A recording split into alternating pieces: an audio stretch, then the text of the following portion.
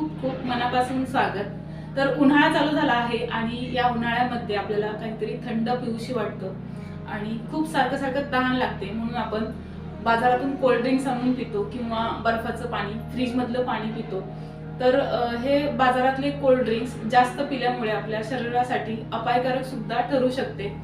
तर आज आपण मराठमोळ्या लग्न पंगतीमध्ये वाढला जाणारा थंडगार मठ्ठा कसा बनवायचा ते बघणार आहोत। आणि हा मठ्ठा पिल्यामुळे आपल्याला थंडगार तर वाटेलच आणि आपल्या पोटाला सुद्धा थंडावा मिळेल आणि मन तृप्त होईल असा हा थंडगार मठ्ठा घरी कसा बनवायचा ते बघणार आहोत। मराठमोळ्या लग्न पंगतीमध्ये जेवणाबरोबर हा मठ्ठा वाढला जातो, तर आपण जेवणापेक्षा जास्त या मठ्ठ्यावरती तुटून पडतो। आणि हा मठ्ठा आपण घरी जास्त करून बनवत नाही किंवा जास्त किचकिच असेल म्हणून हे लोक घरात करत नाही। तर आज आपण अगदी साध्या सोप्या पद्धतीने हा मठ्ठा घरी कसा बनवायचा ते बघणार आहोत। व्हिडिओ शेवटपर्यंत बघा आणि आवडल्यास लाईक करा, शेअर करा आणि सगळ्यात महत्त्वाचं म्हणजे चॅनलला सबस्क्राईब करायला विसरू नका। आणि हो, बेल आयकॉनला प्रेस करून ऑल नोटिफिकेशन सिलेक्ट करायला विसरू नका। चला तर मग सुरुवात करूया।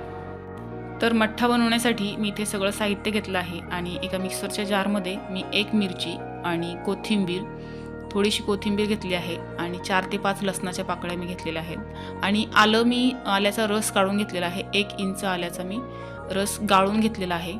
आलं मी मिक्सरच्या भांड्यात फिरवून घेतलं नाही आहे, कारण ते दाताखाली लागतं, म्हणून मी आलं फिरवून घेतलेलं नाही आहे। आल्याचा वेगळा रस काढून घेतला। 1 इंच आलं घ्यायचं आहे। आलं घालायला कंजूसी करायची नाही आपल्याला, कारण आल्यामुळे या मठ्ठ्याला खूप छान फ्लेवर येतो। तर दही घातलेलं आहे मी, साधारणतः 300 ग्रॅम दही आहे। कपच्या मापात सांगायचं म्हटलं तर 2 कप दही आहे। आणि मीठ घालत आहे मी चवीनुसार। तर मीठ थोडंसं कमी घालायचं आहे, जे साधं मीठ असतं आपलं घरातलं, तर ते थोडंसं कमी घालायचं। आणि हे काळं मीठ घालत आहे।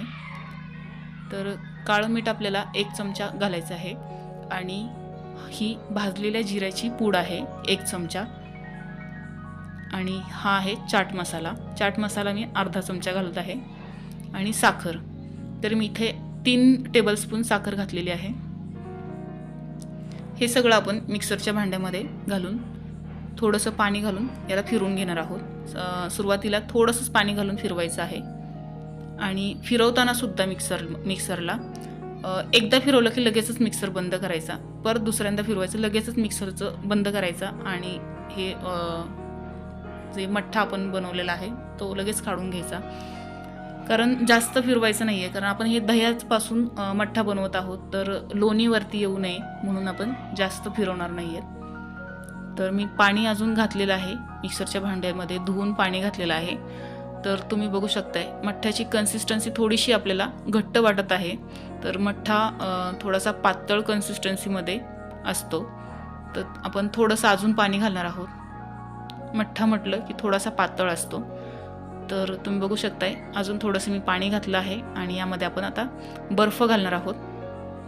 तर जर तुम्हाला बर्फ घालायचं नसेल तर तुम्ही माठातलं थंडगार पाणी घेऊन हा मठ्ठा बनवू शकता। तर बर्फ घालून मी आता थोडंसं याला मिक्स करून घेत आहे। छान ढवळून घ्यायचा आहे हा मठ्ठा। सगळी आपली साखर वगैरे सगळं जिन्नस विरघळले पाहिजे, तसं आपण मिक्सरला फिरवले। तर हा मठ्ठा मी ढवळून टेस्ट करून बघितला, तर थोडंसं काळं मीठ कमी होतं आणि साखर कमी होती, तर मी साखर घातलेली आहे इथे। 1 टेबलस्पून साखर घातलेली आहे आणि काळं मीठ घातलेलं आहे अर्धा टीस्पून, अर्धा टीस्पून म्हणजेच पोह्याच्या चमच्याने अर्धा पोह्याचा चमचा काळं मीठ घातलेलं आहे।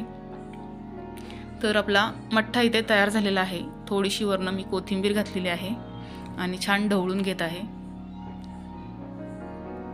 मस्त आपला थंडगार मठ्ठा बनवून तयार झाला आहे। आता आपण सर्व करूया। तर ग्लासामध्ये मी हा मठ्ठा काढत आहे। तर असा या पद्धतीने मठ्ठा बनवलेला खूप छान होतो आणि लग्न पंगतीमध्ये सुद्धा याच चवीचा मठ्ठा बनवला जातो। तर तुम्ही बघू शकताय खूप मस्त लागतो। लग्न पंगतीतला जसा मठ्ठा असतो अगदी त्याच चवीचा हा मठ्ठा आपला बनून तयार झालेला आहे। तर साधारणतः हा मठ्ठा आपला 4 ते 5 माणसांसाठी पुरेसा आहे। तर आपण हा दह्यापासून बनवलेला आहे. तर तुम्ही बघू शकताय पुदिन्याची पानं मी थोडीशी गार्निशिंगसाठी या मठ्ठ्यावरती लावलेली आहेत. तर खूप छान आपला मठ्ठा बनून तयार झालेला आहे.